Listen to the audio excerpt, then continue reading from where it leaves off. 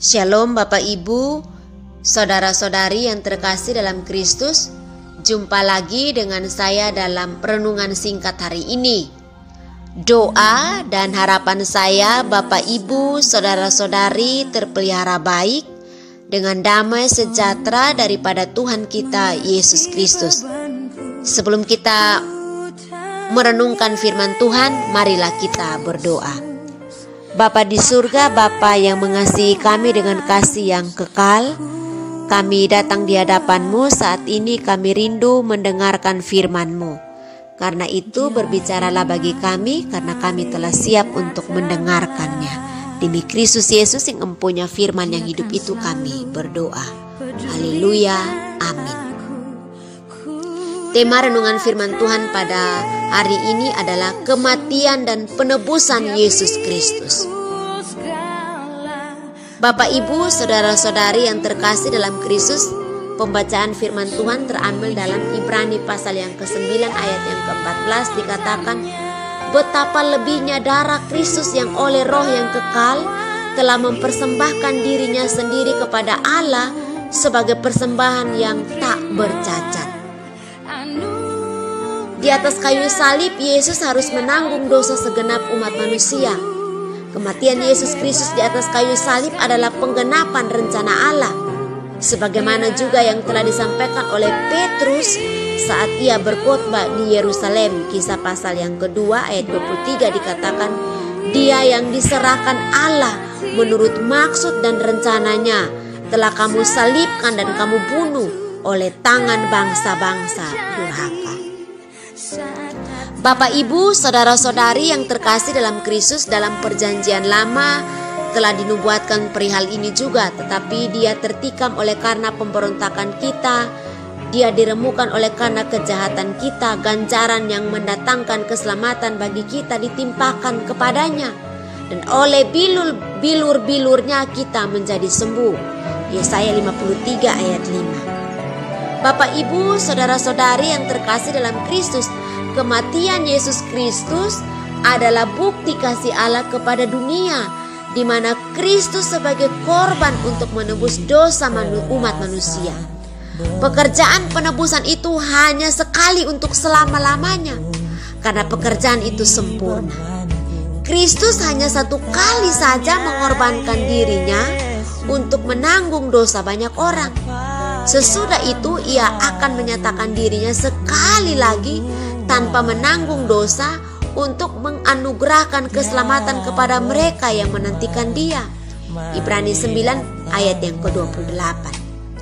Bapak Ibu, saudara-saudari yang terkasih dalam Kristus, sebagaimana orang-orang yang telah diselamatkan, hendaknya kita merespon kasih Allah ini dengan tindakan nyata. Mengorbankan nyawa bukanlah hal yang biasa. Inilah bukti dari sebuah kasih yang teramat besar dan tulus. Mungkin sejenak terlintas di benak kita, apakah kita juga harus mengorbankan nyawa untuk orang lain? Tidak.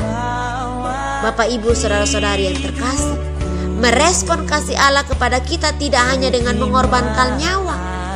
Banyak tindakan nyata untuk mewujudkan kasih kita kepada sesama. Mungkin dimulai dengan dalam lingkungan keluarga, lingkungan di sekeliling kita. Jika ada yang membutuhkan pertolongan finansial, apakah kita sudah berbagi? Jika ada orang yang membutuhkan waktu kita, apakah kita mau memberikannya? Salah satu tindakan nyata lainnya adalah mungkin melakukan donor darah tanpa perlu mengenal siapa yang akan kita tolong, dari suku apa, agama apa, latar belakang dan lain sebagainya. Kita bisa menolong mereka dengan berbagai cara. Kalau donor darah ya lewat donor yang kita berikan di PMI tentu. Bapak Ibu, saudara-saudari yang terkasih, karena itu sudahkah kita menghayati dan meresponi arti pengorbanan Kristus di kayu salib bagi kita? Marilah kita mulailah bertindak nyata dari hal-hal kecil yang ada di sekeliling kita.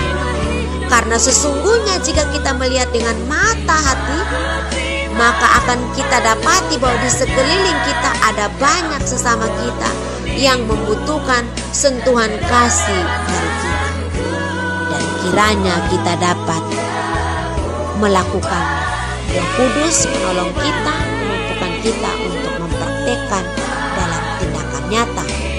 Ketika seorang Kristen atau orang percaya melakukan tindakan nyata, maka itu akan memberi pengaruh atau efeknya.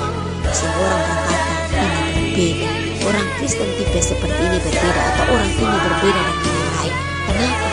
Karena ada tindakan positif secara nyata dikerjakan atau diaplikasikan.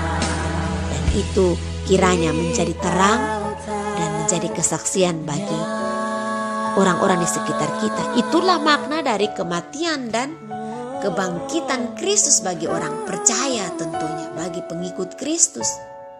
Kematian dan penebusan Yesus Kristus sudah dilakukan sekali. Balasan kita adalah mewujud nyatakan dalam tindakan nyata untuk melayani sesama kita. Demikianlah renungan singkat kita hari ini. Kiranya Tuhan memberkati kita. Mari kita berdoa. Bapa di surga, kami sungguh mengucap syukur untuk kebenaran firman-Mu yang mengingatkan kami, menyadarkan kami supaya kami melakukan tindakan nyata dalam mengikut Engkau yang bermanfaat bagi sesama kami. Karena itu kiranya Roh Kudus membimbing, mengarahkan, memampukan kami untuk kami dapat mempraktekkan itu dalam kehidupan pribadi kami masing-masing. Terima kasih ya Tuhan, kami sungguh mengucap syukur demi Kristus Yesus yang mempunyai firman yang hidup itu. Kami berdoa kepada Bapa di surga. Haleluya, amin. Demikianlah renungan singkat kita hari ini. Sampai ketemu lagi dalam renungan selanjutnya. Tuhan memberkati kita. Shalom.